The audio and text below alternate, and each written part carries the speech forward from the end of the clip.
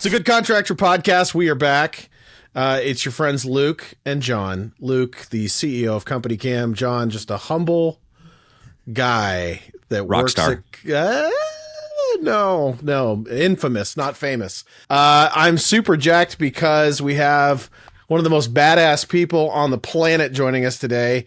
She inspired me. I'm always here, John. No, not you. Sorry. That would be the lady plumber, Mary-Anne Bowcott. Thank you so much for joining us.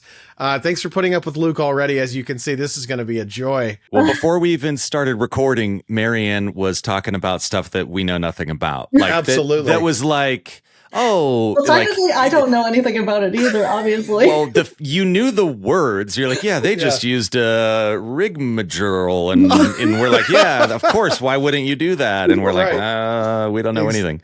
But exactly. Yeah, you've got us already. Yeah, I was telling Mary, I knew we were going to interview her soon. And I was like, this is great. You know, I'm going to go out and I'm going to do a project myself. So I was trying to repair the vacuum breaker for the sprinkler system on the outside of the house and the PVC pipe and the CPVC that was connected to it. And I was like, oh, I'm going to really know what I was doing. So I went to YouTube University. I thought it would take all of, an hour and a half until I started to learn about different cements and figuring out different things that connected this. And you need to make sure that this goes with this. And then I sprang another leak.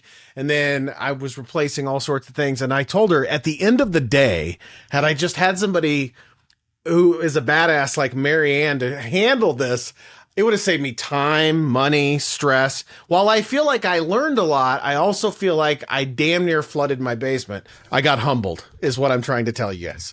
Yeah, you go to YouTube University. I'm still in like ChatGPT elementary. And then eventually, most of the time you find yourself in remedial call a contractor, getting your call a contractor GED at the end of all of that. Yes. Okay, enough about us. Okay, sorry. Mary, it's so awesome to have you. How are you today, by the way? I'm good, yeah. I'm better than I have been the last 3 weeks. I've been sick as a dog, but my voice but you're feeling better? Yeah. I sounded like I was like one of those old lady smokers, those. I'm watching you, Wazowski. Yeah, they all leaning off camera, pack of Marlboros. Yeah. Mary, where are you in the world? Yeah, so I live on Vancouver Island in British Columbia, Canada. So I'm as far west as you can go without dropping into the ocean, basically. Rubbing it in. We are so far from the ocean over here in really? Nebraska. Yeah, I've always lived coastal, so I couldn't imagine not living coastal, to be honest. Yeah. We are very not coastal here in the middle of the United States. We are, in fact, dead center, if there is a dead center. Yeah, where are you at? We are in Nebraska. So Luke, CompanyCam headquarters is in Lincoln, Nebraska. I'm in Omaha. So we are... Say that like I know where that is. They're 45 minutes apart. They're in the middle. You don't need... It's irrelevant. Sorry, John. We should ask real world questions. We really should. You and I will go sideways so far. It'll before be we should learn be like anything. I regret doing this podcast episode tremendously. Can I go? Can I go? This is bad. It was really bad. Slides out of the all frame. of a sudden we just see her move off camera this way. Okay, we are going to play a game. Mary-Anne's going to tell us two things. One of them is going to be true. One of them is going to be a lie. We have to guess which one is the lie. Okay, I am in a crawl space. I have a saw and I need to cut out some drainage and it goes directly into my mouth. I thought that was going to happen. I thought you were going to say that. You wouldn't make up this story. It's a terrible story. It's immediately true. Oh, no, hold on. We got to hear the next one. Okay. I'm in a crawl space and I have a saw and I'm cutting some backed up drainage and the saw cuts through the drainage and the sewage goes directly into my eye. Oh, so we're debating whether you got sewage in your mouth or your eye. Yeah, which one do you think is the lie? I'm going to go with, I think the eye one is true. Okay, I think the bath water in the mouth is true. Dun, dun, dun, dun, dun. John, you win. Woo! The stories were very similar because when I cut the backed up sewage, it actually went into my mouth as well. Oh. Yeah. Oh, what a great game. But it was at my friend's house, so I figured that it wasn't as bad. Yeah, Oh, if you know them, it's okay. If you plan on drinking someone else's poop, it might as well be a friend, you know? That's Yeah, what. well, that's kind of what I thought, you know? Like on the sort of average day, are you like, maybe you're not getting grossed out regularly, but like, is this type of stuff happening to you where like normal people are like, there's this line in, what is it, Tommy Boy, where he's like, new guy's in the corner puking his guts out. You know, that if John or I were there, we would just be like on the floor. Oh my God. What's the regularity? You know, I wouldn't say it's super regular. When I worked for a company, like the last company that I worked for, I was a new construction plumber, so I didn't see any of this sort of stuff. And then now, because when I opened my company, I all of a sudden became this like service plumber, gas fitter, and I don't know how or why, but I guess people just called me for jobs, and I'm like, sure, yeah, I'll come do that. One of the reasons I think you're such a badass is what you have overcome to get where you are. But I also love when you tell your story, you'll say, I was supposed to be a doctor in my family. And I would love to hear going from being a kid to where you are now and what got you there and what you went through. Yeah, so I was supposed to be a doctor. To be perfectly honest, I don't know how I would have been able to afford going to university because my family was not well off. Why do you say you were supposed to be a doctor? I was very, very academically inclined in school, is one way you could put it. The learning the books wasn't hard for you. That came naturally to you. I was getting high 90s, then there was a problem for sure. Yeah. But was it like the sort of the general social environment, the way you were treated, that was not like, that was hard? It wasn't ideal.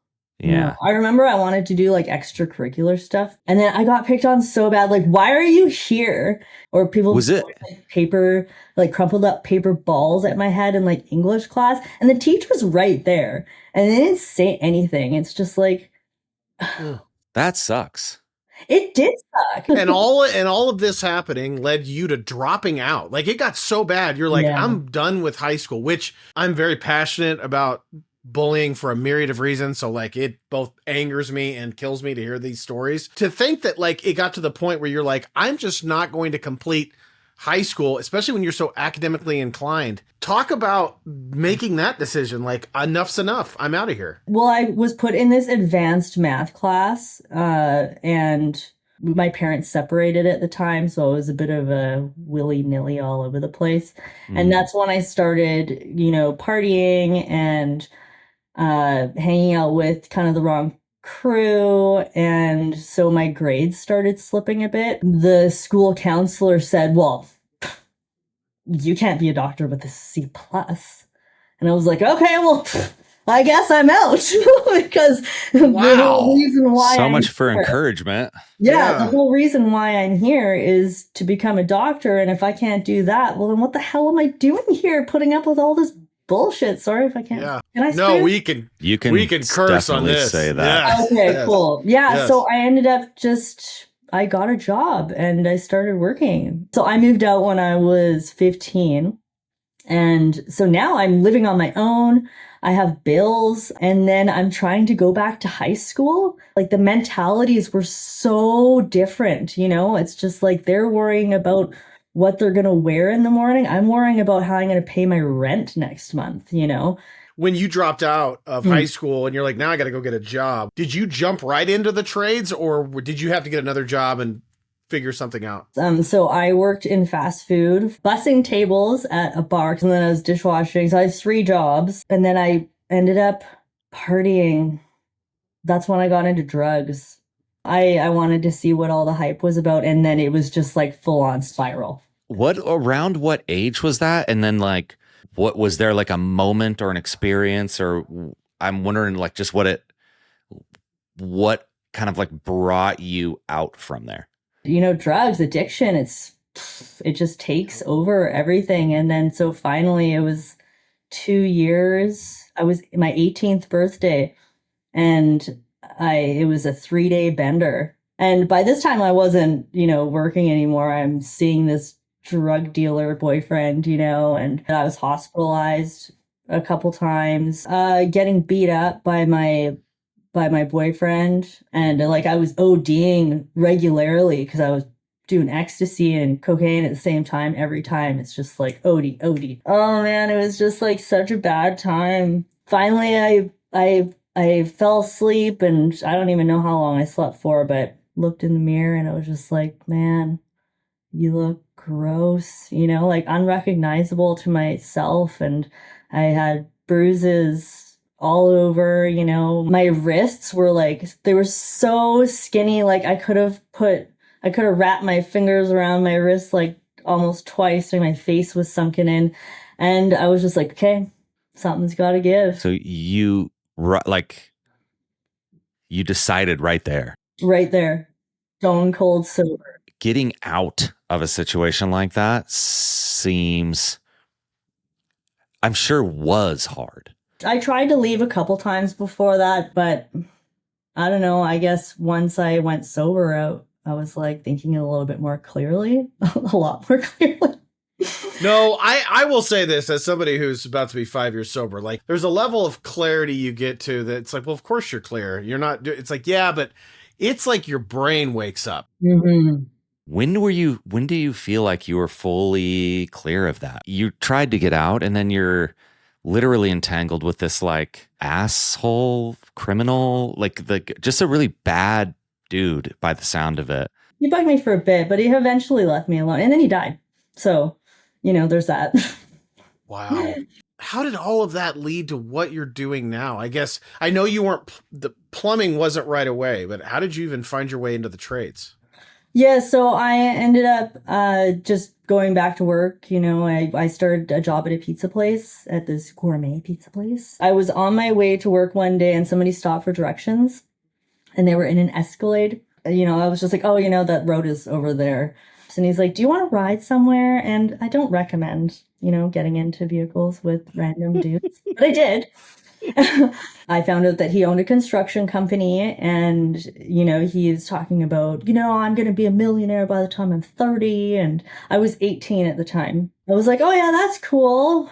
Wow. You know, he drives an Escalade. This guy's really put together. He was, you know, kind of good looking. I was like, yeah, that'd be so sweet to work, you know, in construction. But man, it's like not even an option. And then his response to it was, well, I don't see why you couldn't.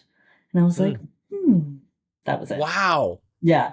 Talk about, you know, they always say like there's moments in time. At the time, you don't recognize how big of a moment it is because while it's happening, and then you tell it and you're like, that was really a fork in the road. It was very hard to get a job in construction. I handed out like 100 resumes and didn't get a single call back. Women in construction was not a thing. And so my friend, who was a roofer, I asked him if he could ask his uncle if I could get a job. Well, I guess he never asked, because I ran into his uncle one day and I asked him. He's like, no, he never asked me. So I said, well, would you hire me? He's like, absolutely. Do you want to start on Monday? And so I ended up getting a job as his laborer, and I started at $12.50. At the pizza place, I was making $11.50 as a supervisor. So I was like, damn, I'm rich. This is amazing. And for a month, I was making $17. I was like, oh my God, what is happening here? Screw me, a doctor. Yeah. Yeah, you're starting to do the math and you're like, man, it's at this rate. Yeah. That's amazing. But this is where it takes a bit of a turn. So my friend, his cousin, I met him and he just got out of prison. Wow, I must have thought that he was a catch. He was like not a catch. No. So I think it was like maybe a year in, he started smoking crack. And red flag. Yeah, red flag. It's crazy because now being in these two separate relationships where one was so violent, you know, like so violent. Now this one was so psychologically violent, but the psychological abuse is what still plagues me today. Bruises heal. Your mental health takes a hell of a lot longer. It was really scary, but I just didn't know what to do. It was getting progressively worse and worse and worse. And then I talked to my mom and I was like, explained the situation. I was like, I don't know what to do. And she's like, Mary-Anne, you need to just stop for a minute and we can do this together. And then so Wow. that was the last time that I was with him. Is this something that you talk about regularly? Because I know that you're a popular person. You went into a new career, you've started your own business, you've gone on to be, I don't say an influencer, but someone that people like look to. Did it feel like there was a moment where it all changed? Or did it feel like it was like a slog of literally eating shit on the way? Because I feel like there's a lot of people that are in a spot where they don't actually see the end or the opportunity on the other side that you've like passed through. Not that everything's perfect, but you are in a spot where there's like opportunity now. Publicly, it's very recent. I had this fear. Well, I still have this fear because, you know, I work in people's homes and my clients trust me to just leave their key out. And, you know, there was a time that I wouldn't have been that person that you could just leave your key out for. You know, like addiction is something that takes over everything. It takes over your decision making. I'm not the same person that I was back then, and I'm very grateful for that. But I don't want people to think less of me because I have this history, and it's always been a big fear of mine to tell my story. I started doing these private speaking events for a friend who did these events, and it was women in business and, you know, women's groups and stuff like that. It sometimes was very hard because there was this one lady, and my story set her off, which, you know, really didn't do me any wonders. So I was like, oh, maybe that's maybe I shouldn't really be talking about this sort of stuff just with random people. But at the same time, there was other people that were very moved by it, and people who had daughters who had struggled with addiction, you know, and though you're not going to be a perfect fit for everybody, when you're doing these kinds of speaking events, you're still out there helping a select few of them. And I think that for me is worth it. You having to deal with all that. And like you said, it's never over, especially when it's psychological. What you have overcome and gotten to see the other side, then to take that and go, and now I want to help this person and this person. For you to go through something like this, come out the other side and still have the heart and not have gone so cynical. You're amazing. So I just wanted to say kudos. I agree with John. But Mary, I agree with John. I think we need to back up.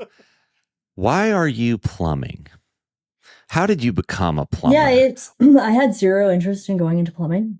That company that I was subcontracting off of, I asked them to just give me a job. And they put me on this crew with fantastic men. They were unbelievable. They were brothers to me. They still are brothers to me. I love them to pieces. We did mostly commercial, but I wanted to try something else because I found it was getting very boring working on these commercial sites. So I ended up starting to seek out employment elsewhere. And the first job that came my way was plumbing. Did you make a conscious decision to start kind of like posting and talking about your work and like the social media stuff that you do now? How did that sort of happen? Well, that same person that I was doing the speaking events for kind of forced me into starting an Instagram account. She's like, I don't understand why you're not, you know, making, or you don't have an Instagram account. I was like, no. I mean, I worked for a company at the time too. Like, could you imagine like working for a company and just like setting up a tripod and like no. And this is pre you starting your own plumbing business. Oh yeah. This is like way before. So you're going, I don't have my own, I don't have my own brand. I don't even know if I'm going to be plumbing again ever. And she said, well, I just think that it's, you know, ridiculous because you could really inspire a lot of people. And I was like, fine. And I did not put any thought into the handle because I didn't think that it was a thing. So I just put the lady plumber, even though I'm the lady plumber and I'm also equally a roofer, you know, like I do a lot of roofing still. So, but anyways, that's the name I came up with. You should have put marketing, that's a cool SEO genius, like random.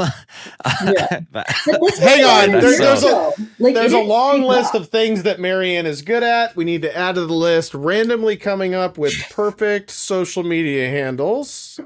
Well, I that actually thought are about changing it. You know, when my account started blowing up, like this is a couple of years ago, like I had already had my Instagram account for like 5 years prior and it was slow, but I was using it like a Facebook, I guess. Like, you know, like, oh, out to lunch with my friends. Like nobody cares about that kind of stuff. It's like you got to pick your niche. So as soon as I took out, I don't even know when the decision happened, but I just took out everything that was outside of work related. And then I had like 3 or 4 videos go viral. And then it just went crazy. And then wow. I had a bunch more go viral, and then it's just been crazy ever since.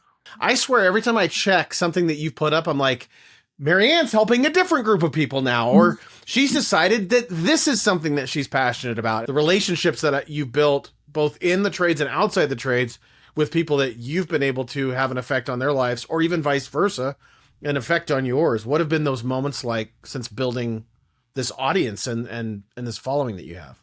Besides the opportunities that it's given me, which is just unbelievable, you know, like when I first started in construction as that kid, if you asked me at that time what it would be like now, I would have laughed in your face because it was such a different time. At the same time, I didn't have any mentors back then because nobody in construction looked like me. So I guess being that person that is able to be a mentor or be somebody that can give advice has been the best part of being able to be this influencer on social media. Well, Mary-Anne, thank you for coming on and talking to us. Takes a lot of courage to tell that story, to do what you're doing in your work, for social media, for other people. You know this better than us, but it does matter. Definitely people are watching and listening, and it means a lot that you came on here and did this, and it clearly just takes courage to do. It's like inspirational. Thank you. Yeah. Thank you so much.